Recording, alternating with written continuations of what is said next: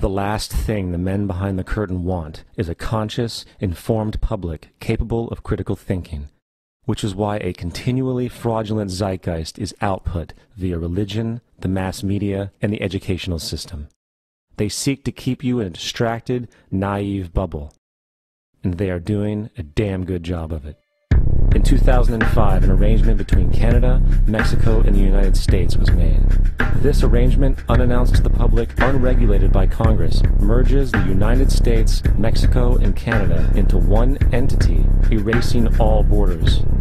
It's called the North American Union, and you might want to ask yourself why you've never heard of this. In fact, there is only one mainstream reporter who has actually heard of and has had the courage to cover this issue.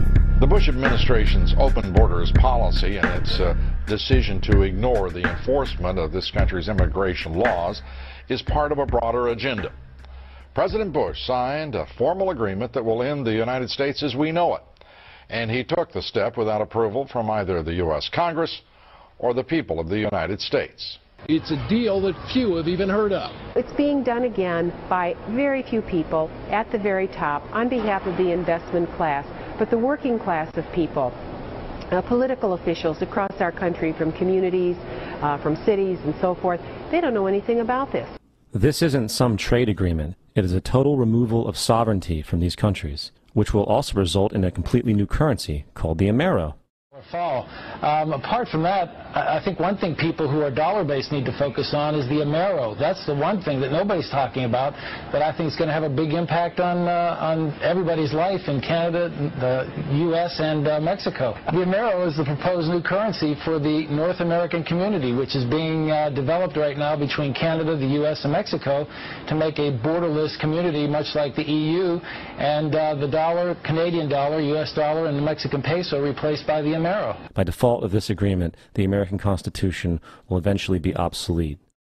You would think that a situation like this would be on the cover of every major newspaper. That is until you realize that the people who are behind this movement are the same people behind the mainstream media, and you are not told what you're not supposed to know. The North American Union is the same concept as the European Union, the African Union, and the soon-to-be Asian Union, and the same people are behind all of them. And, when the time is right, the North American Union, the European Union, the African Union, and the Asian Union will be merged together, forming the final stages of a plan these men have been working on for over 60 years. A one-world government.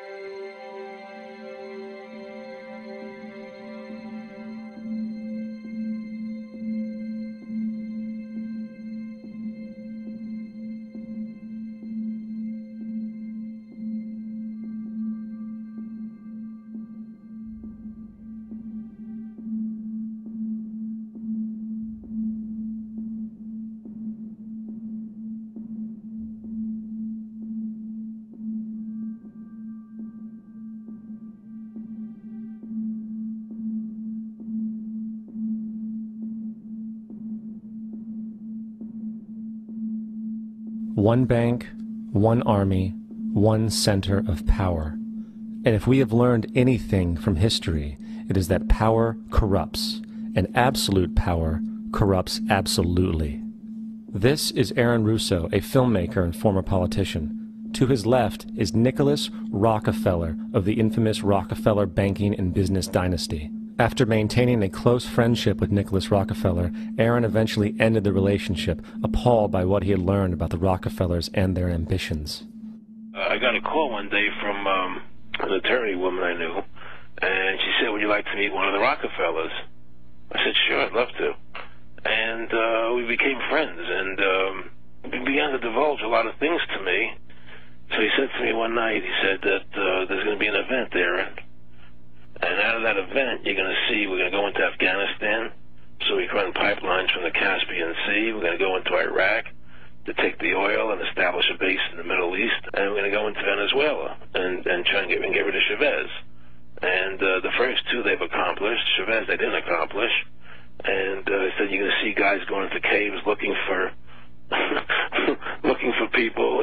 they're never going to find. You know, he was laughing about the fact that you have this war on terror. There's no real enemy. He's talking about how by having this war on terror, you can never win it because so it's an eternal war. And so you can always keep taking people's liberties away. And I said, how are you going to convince people that this war is real? He said, but the media can convince everybody it's real. I mean, you know, it's just that you keep talking about things. You keep saying it over and over and over again, and eventually people believe it. You know, you created the Federal Reserve in 1913 through lies. You create 9/11, which is another lie. Through 9/11, you're fighting a war on terror, and now all of a sudden you go into Iraq, which was another lie, and now they're going to do Iran. You know, and it's all one thing leading to another, leading to another, leading to another. Now, I would say, what are you doing this for? What's the point of this thing? You have all the money in the world you ever want. You have all the power. I said, you know, you're hurting people. It's not a good thing. And he would say, what do you care about the people for?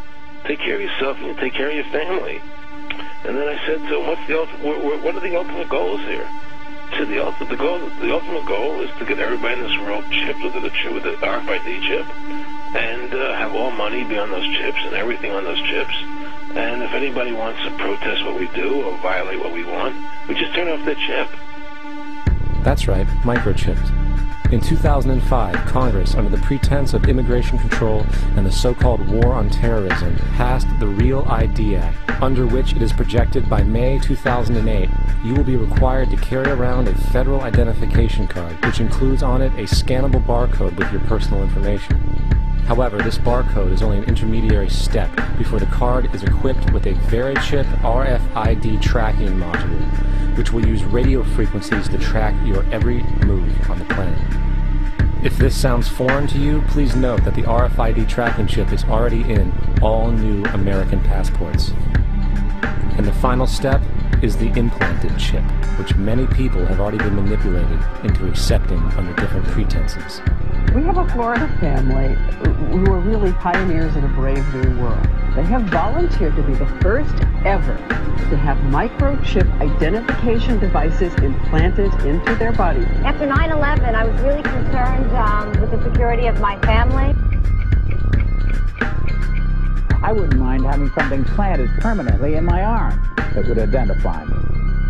In the end, everybody will be locked into a monitored control grid where every single action you perform is documented. And if you get out of line, they can just turn off your chip, for at that point in time, every single aspect of society will revolve around interactions with the chips.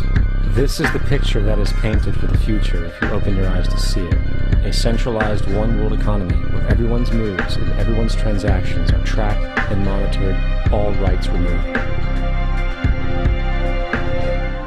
The most incredible aspect of all, these totalitarian elements will not be forced upon the people.